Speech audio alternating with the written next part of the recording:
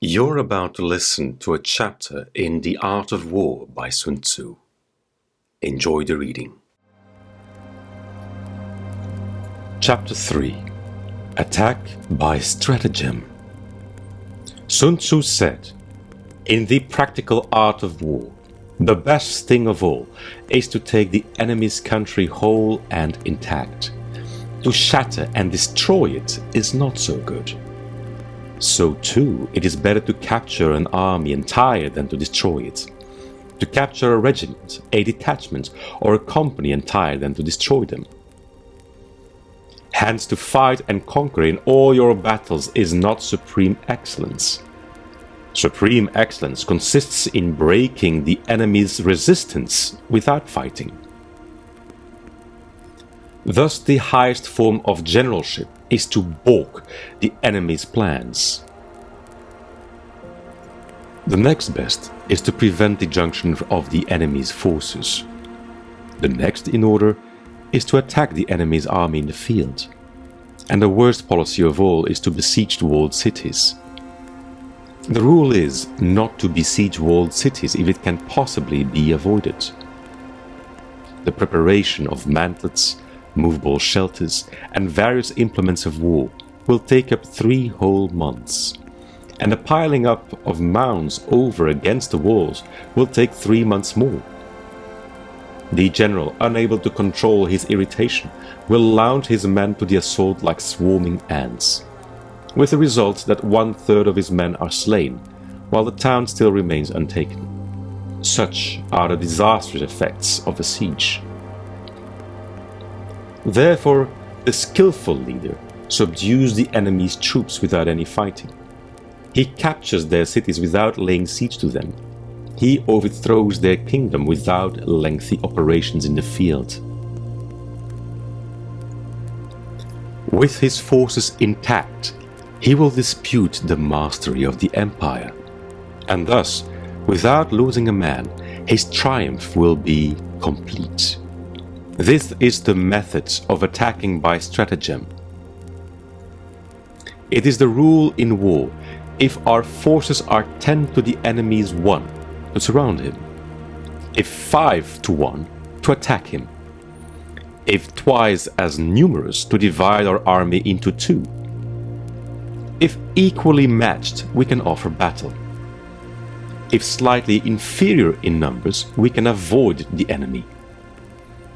If quite unequal in every way, we can flee from him. Hence, though an obstinate fight may be made by a small force, in the end it must be captured by the larger force. Now the general is the bulwark of the state. If the bulwark is complete at all points, the state will be strong. If the bulwark is defective, the state will be weak.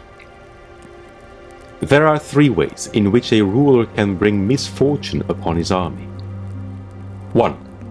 By commanding the army to advance or to retreat, being ignorant of the fact that it cannot obey. This is called hobbling the army. 2. By attempting to govern an army in the same way as he administers a kingdom, being ignorant of the conditions which obtain in an army.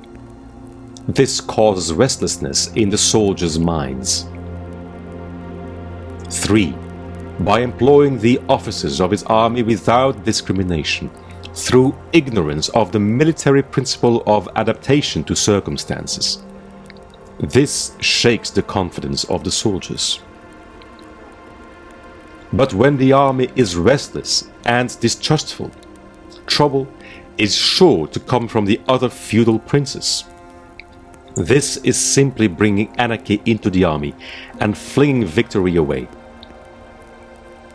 Thus we may know that there are 5 essentials for victory.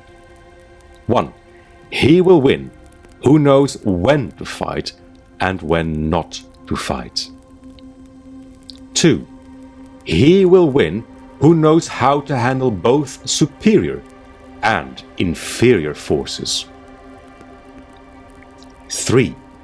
He will win whose army is animated by the same spirit throughout all its ranks. 4. He will win who, prepared himself, waits to take the enemy unprepared. 5. He will win who has military capacity and is not interfered with by the sovereign. Victory lies in the knowledge of these 5 points. Hence the saying, if you know the enemy and know yourself, you need not fear the result of 100 battles.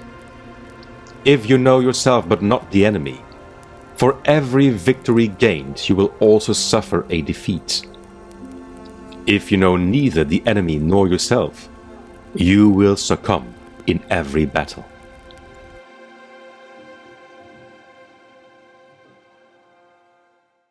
You reached the end of this chapter.